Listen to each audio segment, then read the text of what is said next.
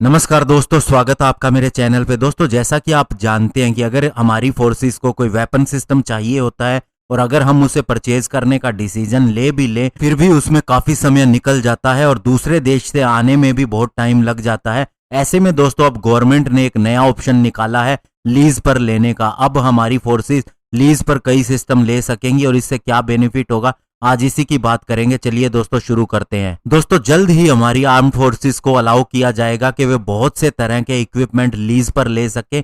इससे acquisition time कम होगा और साथ ही कॉस्ट के अंदर भी कमी आएगी। अब डिफेंस मिनिस्ट्री अपनी प्रोक्योरमेंट रूल के अंदर रिवीजन कर रही है, जिससे बहुत ही जरूरी परिवर्तन इसके अंदर आने वाले हैं। हमारे डिफेंस मिनिस्टर राजनाथ सिंह जी ने जो नई डिफेंस प्रोक्योरमेंट पॉलिसी रिलीज की थी, उसके अंदर बहुत से इंसेंटिव देने का प्रावधान है इंडियन डिजाइन्ड और डेवलप्ड प्रोडक्ट के लिए। साथ ही दोस्तों इसके अंदर एक्सपोर्ट के लिए ऑफसेट की नीति भी है, जिसे प्रमोट करने पर विचार किया गया है। और इसके अलावा एक नई कैटेगरी भी इंट्रोड्यूस की गई है, जिससे फॉरेन वेंडर को एक बढ़ावा मिलेगा कि वह अपनी मैन्युफैक्चरिंग फैसिलिटी इंडिया के अंदर लगा सके।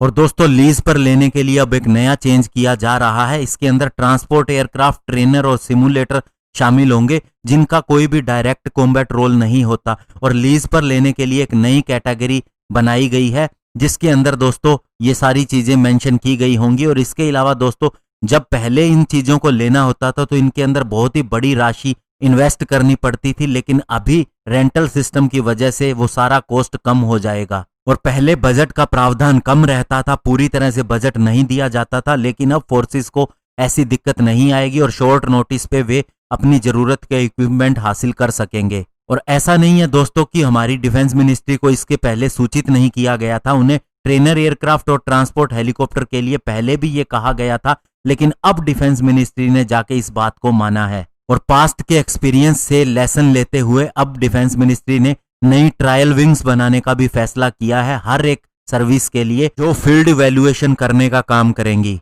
और इसके अंदर जो पर्सन होंगे उन्हें स्पेशल ट्रेनिंग दी जाएगी, ताकि वे ये श्योर कर सके कि कम्पिटिटिव प्रोसेस सही तरह से है या नहीं है। और इससे पहले जो टीम सिलेक्ट की जाती थी ट्रायल के लिए, उनके अंदर अलग अलग डिपार्टमेंट से ऑफिसर्स आते थे और इस तरह से वे पूरा रिजल्ट सही तरीके से नहीं दे सकते थे। ये field evaluation trial specialised trial wing के द्वारा किए जाएंगे और इनका मुख्य लक्ष्य होगा कंपटीशन को और ज्यादा बेहतर बनाना, न कि छोटी सी कमी आने के बाद किसी कंपटीटर को बाहर कर देना। और दोस्तों, ये ड्राफ्ट पॉलिसी जो इंडस्ट्री से इनपुट हासिल करने के बाद फाइनलाइज्ड की जाएगी, इसके अंदर हमारे इंडिजिनस कंटेंट को भी 10% बढ़ाने का प्रावधान है, ताकि हमारे मेक इन इंडिया इनिशिएटिव को बल मिल सके। और दोस्तों, इस नई पॉलिसी के अंदर सबसे बड़ी बात जो है वो ये है कि अगर कोई फाइटर जेट इंजन मैन्युफैक्चरर है या कोई चिप मैन्युफैक्चरर है, तो उसे ये एश्योरेंस दिया गया है कि उसके लिए पूरी इंडियन मार्केट के रास्ते खुले होंगे, अगर वह अपनी मैन्युफैक्चरिंग यूनिट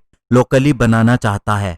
यानी दोस्तों, सबसे बड़ी बात यही है कि अगर अब कोई फाइटर जेट इंजन का मैन्युफैक्चरर इंडिया में आता है तो उसे सबसे बड़ी छूट दी जाएगी, और हमारी रिक्वायरमेंट भी यही है। और अगर इसे उदाहरण से समझे तो मान लीजिए कोई कंपनी अपनी शॉप यहां पर लगाती है मैन्युफैक्चरिंग के लिए, मान लीजिए वो फाइटर जेट इंजन है, तो ऐसे में उसको ये एश्योरेंस दी जा रही है कि उसके द्वारा डेवलप किए गए प्रोडक्ट को इंडिया के अंदर डेवलप किए गए प्लेटफॉर्म के ऊपर लगाया जाएगा, जो भी उसे सूट करता है, और इसके अंदर कोई भी कंपटीशन नहीं होगा। और इस तरह से जो वह फाइटर जेट इंजन बनाएगा उसे बायर नॉमिनेटेड इक्विपमेंट के नाम से डेजिग्नेट किया जाएगा, जिसका सीधा सा मतलब ये होगा कि ये कंपलसरी शर्त होगी कि उसके द्वारा बनाई गई चीज को किसी भी सूटेबल प्लेटफॉर्म के ऊपर फिट किया जाएगा। और चूंकि दोस्तों जहां तक इंपोर्ट की बात है, तो ये हमेशा ही प्रोक्योरमेंट प्रायोरिटी लिस्ट के अंदर नीचे की तरफ रहते हैं, इन्हें और ज्यादा पीछे किया जाएगा नई कैटेगरी जो इंट्रोड्यूस की जाएगी उसके द्वारा, जिसका नाम है by global manufacture in India.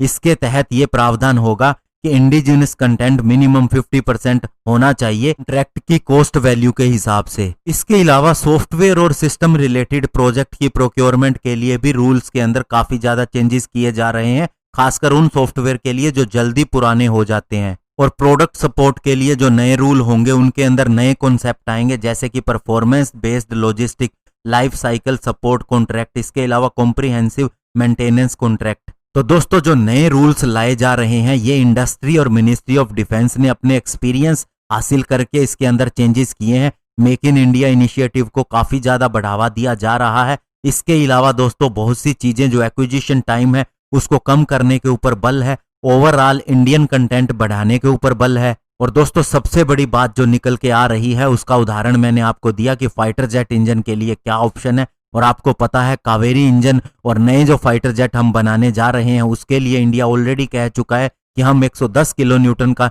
Engine बनाएंगे। और अब उनके लिए एक नया रूल भी आ गया है, यानी कि हम एश्योरेंस दे रहे हैं कि अगर यहाँ पर इंजन बनता है तो उसे फाइटर जेट के अंदर फिट किया भी जाएगा। तो दोस्तों इससे ये कन्फर्म है कि इंडिया अब इसके प्रति पूरी तरह से सचेत है और जल्द ही इंडिया का खुद का फाइटर जेट इंजन बनेगा। धन्यवाद, जय हिंद।